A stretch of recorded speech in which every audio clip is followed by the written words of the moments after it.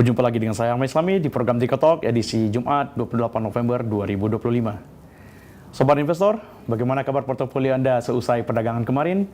Semoga tetap cuan dan selalu waspada atas segala risiko yang mungkin saja terjadi. Indeks harga saham gabungan atau IHSG pada perdagangan kemarin mengalami koreksi yang cukup dalam setelah sehari sebelumnya berhasil menembus level psikologis 8.600 yang sekaligus menjadi rekor tertinggi sepanjang masa atau all-time high. Indeks pada penutupan bursa Kamis 27 November 2025 parkir di level 8.545,87, terkoreksi 56,26 poin atau 0,65%. Secara sektoral, kelompok saham non-cyclical memimpin pelemahan sebesar 0,74%, disusul sektor kesehatan dan teknologi yang masing-masing minus 0,52 dan 0,27%. Sementara sektor-sektor lain seperti properti terangkat 1,88%, industri naik 0,54%, dan industrial dasar menguat 0,18%. Sementara itu, saham-saham perbankan Big Four kompak memerah di tengah mencuatnya ekspektasi pemangkasan suku bunga oleh The Fed. Lantas, sentimen apa saja yang turut memengaruhi pergerakan IHSG kemarin dan seperti apa proyeksinya pada hari ini? Untuk mengetahuinya, kita sudah tersambung dengan Michael Yoh selaku entusias market terkemuka di tanah air saat ini. Selamat pagi, Ko Mike. Apa kabar? Selamat pagi Mas Alfred, kabar baik. Alhamdulillah. Ko, menurut pengamatan Anda, apa faktor yang mendorong pelemahan IHSG kemarin setelah sempat menembus level tertinggi, yaitu 8.600 pada sehari sebelumnya, dan pada perdagangan paginya juga sempat, kalau tidak salah, menembus 8.622. Bagaimana menurut Anda, Ko? Oke, baik. Jadi pada perdagangan 2 hari sebelum hari kemarin, yaitu pada tanggal 26 November, terjadi rebalancing untuk MSCI di akhir tahun ini. Jadi MSCI melakukan 4 kali rebalancing dan di November tanggal 26 itu adalah hari terakhir. Dan menariknya ternyata di Indonesia mendapat upgrade. Jadi Indonesia mengalami lonjakan yang cukup signifikan pada hari rebalancing sehingga mengalami pergerakan yang all-time high hingga menyentuh angka 8.602. Nah, sehingga pada perdagangan di hari Kamis itu merupakan pergerakan koreksi yang sebesar 0,65% ini merupakan hal yang lumrah. Jadi kalau saya lihat ini hanyalah pergerakan teknikal atau pergerakan strategic movement, bukan sesuatu yang di-trigger oleh something fundamental. Perdagangan kemarin, apakah efek dari rebalancing MSCI itu masih terasa atau bagaimana? Karena pada awal pekan ini sebenarnya euforia itu sepertinya sudah terasa dan sempat juga pada perdagangan Selasa malah sempat turun dan kemudian mencapai level 1.600 tersebut. Menurut Anda apakah efek dari rebalancing ini akan masih terasa untuk kedepannya? Cukup menarik untuk diperhatikan karena kalau kita melihat rebalancing yang kali ini terjadi itu ada 2 konstituen yang masuk, yaitu Brent dan BRMS. Sementara ada 2 konstituen yang keluar, yaitu ICBP dan KLBF. Nah, yang menjadi concern kita adalah dengan potensi perbaikan dari ekonomi di Indonesia. Dan kita juga ketahui pada Desember ini 83% konsensus mengatakan The Fed akan memangkas suku bunga sekali lagi. Sementara BI diproyeksikan akan tetap atau tidak memangkas suku bunga. Artinya akan ada ruang bagi Bank Indonesia untuk melakukan pemangkasan suku bunga lagi dengan tidak terlalu ketat. Nah, sehingga ini akan diproyeksikan akan menjadi katalis positif untuk ekonomi di Indonesia. Nah, ini yang membuat hal menarik bagi Indonesia adalah karena perlu dicatat kenaikan IHSG menuju all-time high itu dipimpin oleh saham-saham konglomerasi, bukan oleh saham-saham perbankan. Nah, bagaimana jika seandainya ekonomi Indonesia sudah pulih dan ini juga disupport oleh saham perbankan? Nah, itu menjadi landasan analisa saya bahwa IHSG masih akan terus melanjutkan tren positif ini di kemudian hari. Jadi efek rebalancing koreksi ini itu hanya akan sementara. Jadi sifatnya sementara kok ya. Menurut Anda pada perdagangan kemarin itu bursa Asia kompak menguat ya, menghijau, dan Indonesia justru memerah. Apakah ini ada kaitannya dengan ekspektasi pemangkasan suku bunga oleh The Fed tadi? Dan jika iya, di Indonesia justru saham-saham perbankan kemarin itu tertekan, terutama Big Four ya, BMRI, BBRI, BBNI, dan BBCA. Bagaimana menurut Anda, Ko Mike? Ya.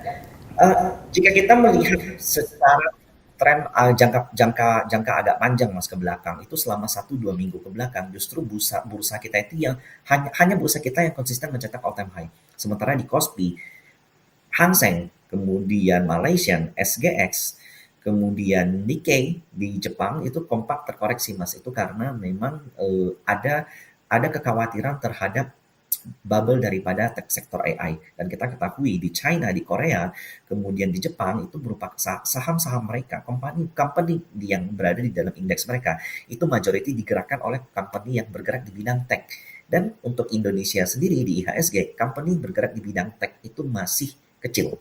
Nah, sehingga kita menyambut hal ini secara positif. Jadi memang koreksi kemarin koreksi perbankan kemarin itu terjadi hanya karena terjadi secara taktis. Karena kalau kita lihat sebagai contoh Bank Mandiri, selama 2 bulan ke belakang itu Bank Mandiri sudah bergerak sebesar 25% dari titik terbottom 4.000 ke angka 5.100 dan itu sudah menguat lebih dari 25%. Dan itu jadi koreksi yang terjadi kemarin itu merupakan pergerakan yang dinamakan dengan kalau kita bicara secara teknikal adalah retrenchment dan ini merupakan pergerakan yang sehat.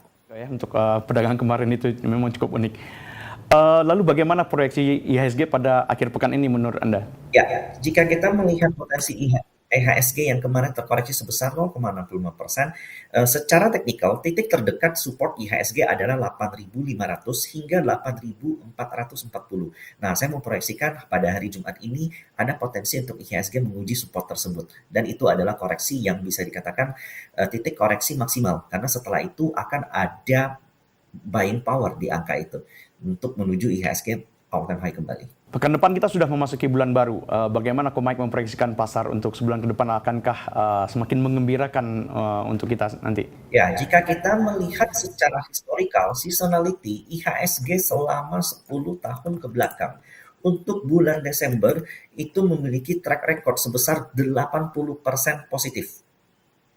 Nah, sehingga kita menyambut bulan Desember ini yang kita banyak sekali bulan Desember yang memiliki narasi seperti window dressing, kemudian Santa Claus rally, di mana para fund manager biasanya memperbaiki tampilan atau return mereka sehingga ada potensi untuk Desember kita akan mengalami rally lanjutan. Untuk investor retail sebaiknya bagaimana menyikapi kondisi pasar aktual saat ini kok? Ya, untuk saran terhadap investor retail, terutama investor yang pemula, bursa saham itu bergerak saat ini dengan amat dynamic.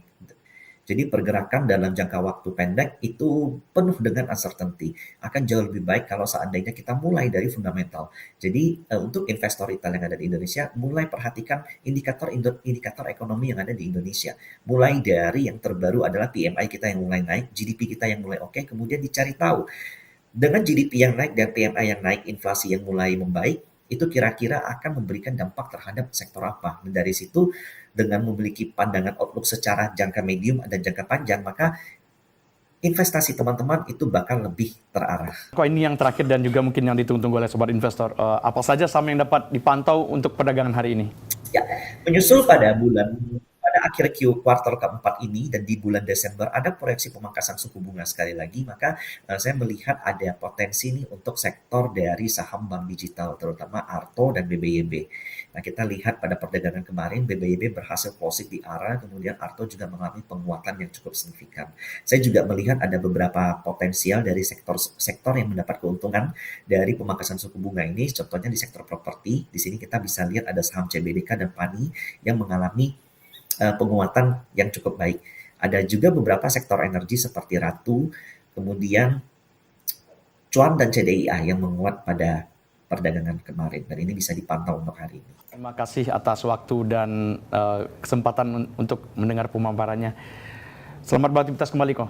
Baik sobat investor, demikian proyeksi IHSG pada hari ini. Semoga informasi tersebut dapat menjadi referensi atau rujukan bagi Anda dalam mengambil keputusan baik pembelian maupun penjualan saham. Dan patut diingat bahwa segala keputusan tersebut sepenuhnya berada di tangan Anda, sobat investor. Selamat pagi, selamat beraktivitas kembali, maju terus pasar modal Indonesia.